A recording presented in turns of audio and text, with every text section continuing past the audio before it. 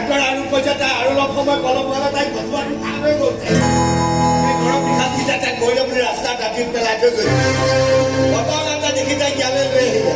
এই ভগৱান মই সপোনতো ভাবিব পৰা নাছিলো সেইটো এবাৰ কবিতা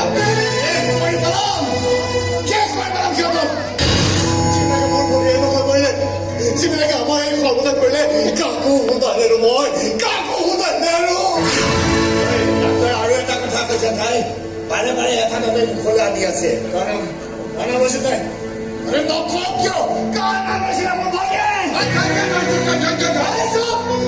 মোৰ পৰিচয় তাৰ মৃত্যুৰ লগত চুচি আছে এটা মোক ধৈৰ্য ধৰিবলৈ কওক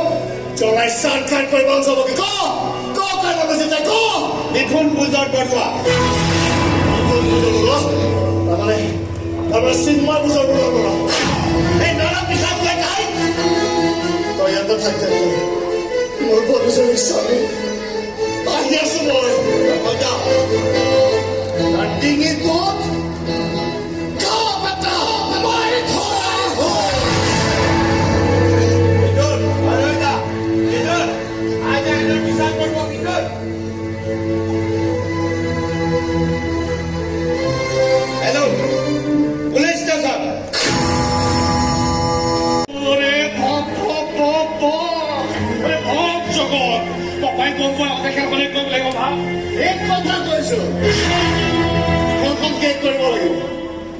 খেলখন তই নহয় খেলখন শেষ কৰিম মোৰ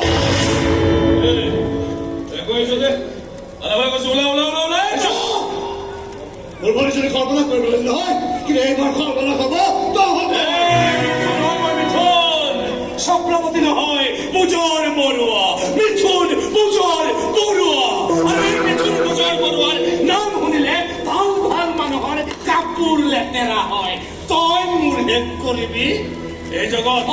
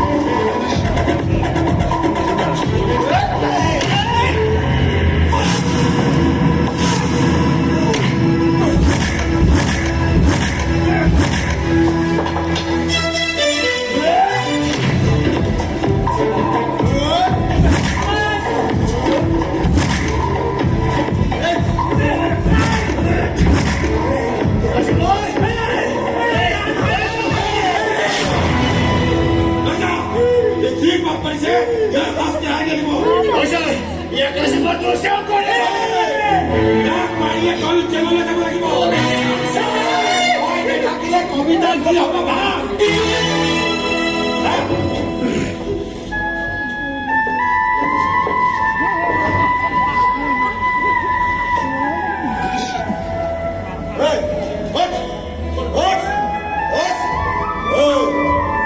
কি কৈছিলো মনত আছে নহয় আজি মোৰ হাতত সাক্ষীও আছে প্ৰমাণো আছে গতিকে তই মোৰ হাতৰ পৰা সাৰি যাব নোৱাৰ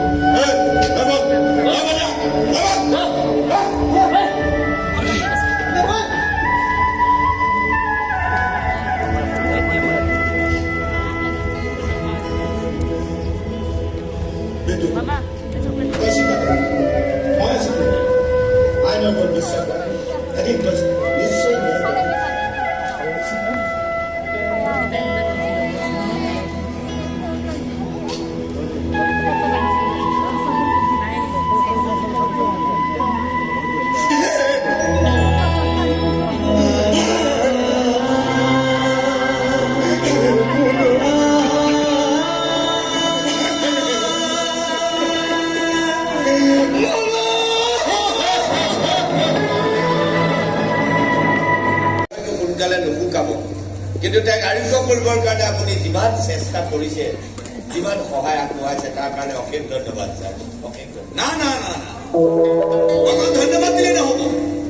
কবিতাকে নতুন জীৱন দিয়াৰ বাবে ডাক্তৰক দিয়া হ'ব পুৰস্কাৰ আৰু সেই পুৰস্কাৰ এই চিন্ময় পূজাৰ বৰুৱাই আপুনি আমাৰ পুৰস্কাৰ পাই যাব ডাক্তৰ ধন্যবাদ ছাৰ তাৰমানে আপুনি এই কবিতাৰ শ্ৰদ্ধাৰ ককাই নহয় নহয় ছাৰ ই ককায়েকৰ বন্ধুৱে বিদ্যুৎ ক'ত আছে মাত্ৰা ছাৰে লগ কৰিব আহিছে এতিয়া লগ কৰি কি লাভ হ'ব? কি লাভ হ'ব লগ কৰি? আপোনাৰ ল'ৰাই কি সৰ্বনাশ কৰিলে? চুপ মুখ বন্ধ কৰি ছাৰে কি কাম শুন এতিয়া আৰু শুনিবলৈ একো বাকী নাই এতিয়া কেৱল চাবলৈ বাকী আছে যে নিজৰ একমাত্ৰ ল'ৰাটো যেতিয়া জেলত পচি মৰিব তেতিয়া আমাৰ এক্স MLA ছাৰৰ মুখখন দেখিবলৈ কেনেকুৱা হ'ব জগত ছাৰ ক'বলৈ দে এখেতৰ যি মন যায় ক'বলৈ দে কাৰণ এখেত এতিয়া দুখত আছে বহুত বেছি দুখ মই আপোনাৰ দুখ বুজি পাইছো ডাঙৰীয়া নিজৰ একমাত্ৰ ভনীয়েকৰ লগত এনেকুৱা এটা কাণ্ড ঘটি গ'লে মনত যি ধুমুহাৰ সৃষ্টি হ'ব সেই ধুমুহাৰ মই অনুমান কৰিব পাৰিছো ধুমুহা নহয় জুই জ্বলিছে মোৰ বুকুত জুই আৰু সেই জুইত আপোনাৰ ল'ৰাটো জ্বলি চাৰখাৰ নোহোৱালৈকে না মই শান্তিত থাকিম না আন কাৰোবাক শান্তিত থাকিবলৈ দিম একদম ঠিক কথা কৈছে আচলতে ময়ো আপোনাৰ সৈতে একমত কাৰণ এনেকুৱা এটা জঘন্য কাণ্ডৰ বাবে শাস্তি কিন্তু কঠিন হ'ব লাগে আৰে মইতো কওঁ কেৱল জেল নহয় ফাঁচি দিব লাগে ফাঁচি কিন্তু এটা কথা ডাঙৰীয়া আমাৰ দেশৰ আইনৰ যিটো ব্যৱস্থা সেইটো কিন্তু বৰ জটিল আপুনিতো জানে সাধাৰণ এটা চুৰি ডকাইতি ঘটনাৰ বিচাৰ চলিবলৈ লাগে 10-15 বছৰ আৰু এই 10-15 বছৰ হয় চুৰ বা ডকাইতটো মৰি ভূত হৈ যায় নহলে নেতা হৈ যায় মন্ত্ৰী হৈ যায় গতিকে ভুগিবলগীয়া হয় যাৰ ঘৰত চুৰি হৈছিল বুজি পাইছিল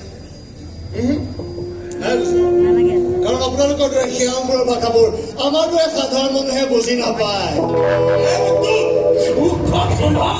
জগত ছাৰ কৈছো নহয় এখেত এতিয়া দুখত আছে এটা কথা ডাঙৰীয়া মই আপোনাক